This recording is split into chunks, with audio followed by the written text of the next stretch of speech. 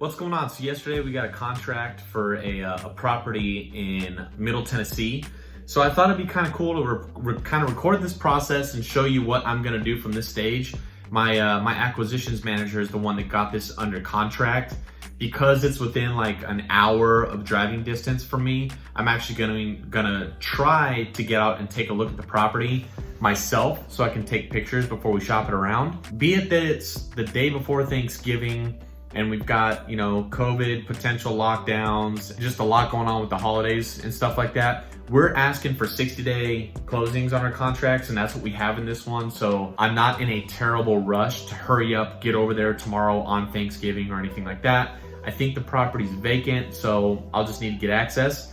And I'm gonna give him a call right now so that you guys can hear what I say. I'm basically transactions coordinator. I'm gonna be calling to set up a time when I can get out to the property and take a look at it for pictures. So here we go.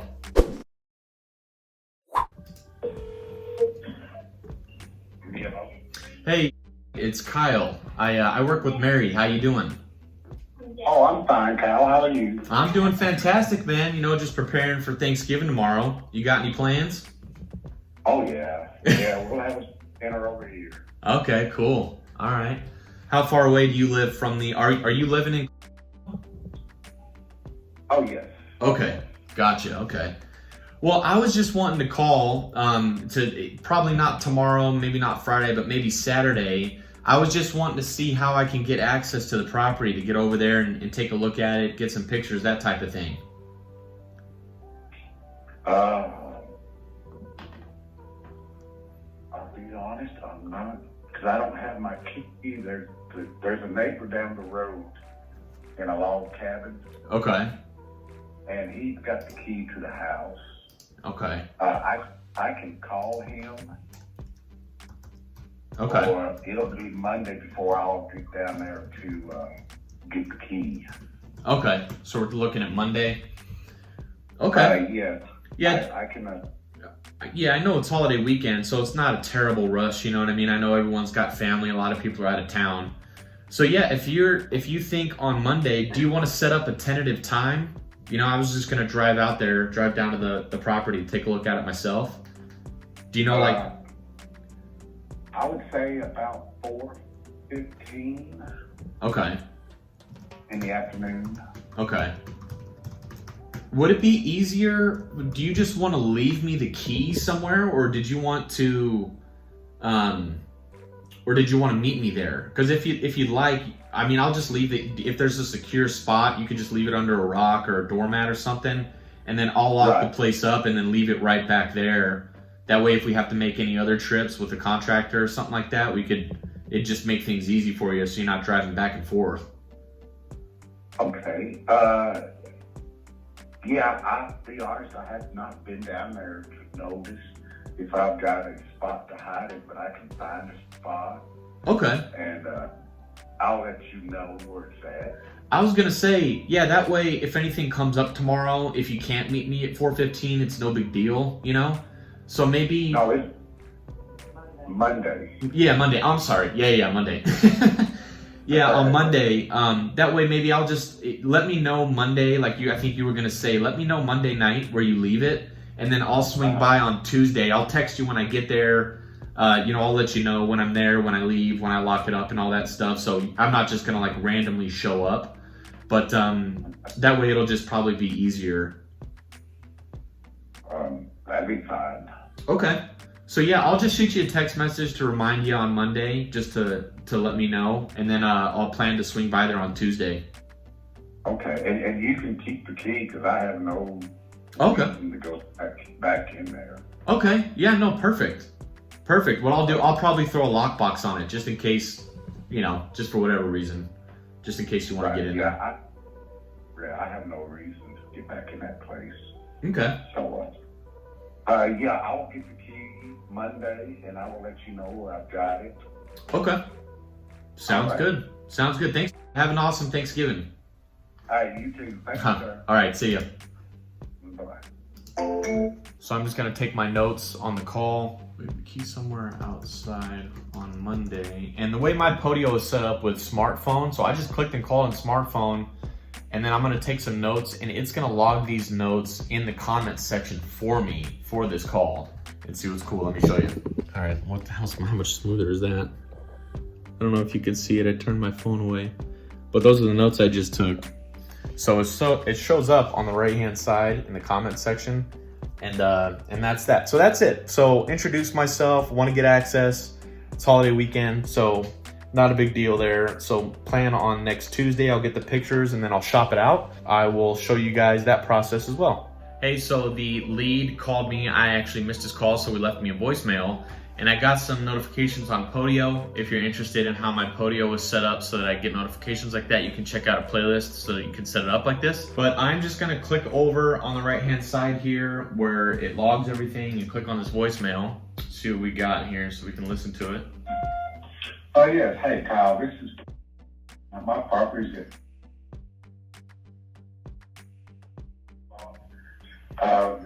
I dropped the key.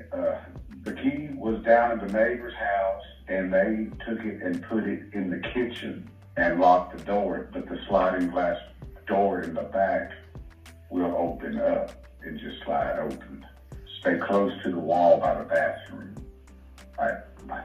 All right, so I need to stay close to the wall by the bathroom. I'm hoping I don't fall through any floors or anything like that. It's probably gonna be a teardown based on the price point. But so I already texted him back in Podio, so I just did my SMS, and then, you know, hey, I'll let you know, hey, I just got your voicemail. I'll let you know as soon as I get there and as soon as I leave so you know what's going on. And he just sent me back, cool. Tomorrow morning, I'm gonna go check out that house and film it so you can see what's up. So let me this is the back, right?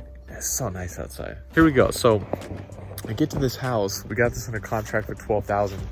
So, you know, I have a feeling that it's gonna be a teardown. All right, so I'm walking up and yeah, I come up the stairs. This is what we got here. And there's no way I'm walking over there. So I already grabbed some pictures of it. I'm gonna close this door if I can. And I don't need to see anymore. This thing is a teardown. Got pictures of the outside and we'll shop it. See if anyone wants land out here. I will just say another thing too, having been from the desert, I'm walking in all this, like, I think it's like pine needles because it hasn't been cleaned up, and I like keep worrying about like hitting a snake. Am I gonna die via snake today? Not sure, not so sure I'm confident about this one. You know, $12,000, but I'm gonna drive the hour and 20 minutes back and we'll go from there. All right, so I just put together the MailChimp template for this property. It looks a bit like that. I'm gonna send it out at 15,000 because it's between a really massive flip and a teardown. Let's send that out and I'll let you know what updates I get. I thought it would be a good idea to go back and kind of explain this deal, like how we got it, right? I think that would be helpful, and then maybe go over the final call where we got the property for a certain price. He told her in a nutshell that he wanted no less than 20,000. My acquisitions manager said, I'm sorry that we're not able to help you. That's just something we can't do. And she gave him an offer of 11,000. She came up to 11,000, and our offer, our MAO, is 12,000. So she let him know, I'm sorry that, you know, we couldn't work on this one, whatever. And she put him on a drip campaign. So my Podio has drip campaigns. Everything is logged in the lead. I use smartphone. The drip campaign went out, and then he sent back, basically, I know we weren't able to come to terms on price. This just automatically goes out. I know we weren't able to come to terms on price, but let me know if you know, there's anything else we might be able to do. And then he texted back 15,000. That's all he texted. She called him back, and that's the call we're gonna review. So he rejected 20,000. She said, I'm sorry, there's nothing we can do. We left it at 11,000. He texted back 15,000, and this is like 2 weeks later, so not long. She's calling him, so that's kind of where we're gonna be at. So let's listen. Hey, this is Mary. How are you? Oh, hey, I'm fine. How are you? Oh, I'm doing very good, thank you. Just enjoying the day. How was your weekend? Pretty nice. It's late. All right, sounds good. I just wanted Sometimes to give you a call back. I received your text about wanting to sell the property now for 15,000, right? 15, yes, ma'am. All right. Well, to be honest, we still cannot give you a 15,000, but we're getting close to what you want. Okay. Let me see here. So we can still give you 11,000 for the property and give you a quick closing, cash closing.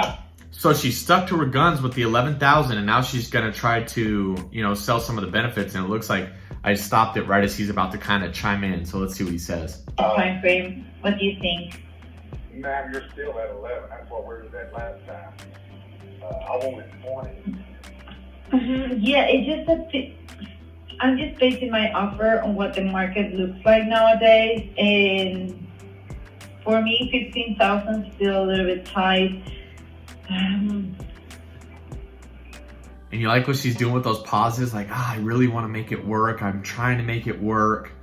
Like, she's thinking, like, what can we do? Even though she knows our offer is 12,000, it comes across genuine, like we really want to make it work. We're really thinking, so people are selling at 10. He wants 20. We offered 11, said he wouldn't budge off 20. We sent a text. He said 15. So now he's saying, I already came down. Well, let's just keep on going. Yeah, well, I feel a little bit better than 11. Sorry, what was that? So this is all part of negotiation. This is some people don't like to do this part, this back and forth. They just want to feel like they got the better end of the deal. And you can do that by how you present it. You'll have to do a little better than 11. Well, I might be able to do a little bit, but not all the way. Where do I need to be at? How about 13? So he said 15. So he went down from 20 to 15. We called back, said we're still at 11. He's already talked himself down to 13. We're still at 11. I can give you 12,000. 12? And the way she said that, I can give you 12,000 in the middle. I pay the closing cost, which be a couple of thousand. And she mentioned the closing costs, which we already assume we're paying anyways.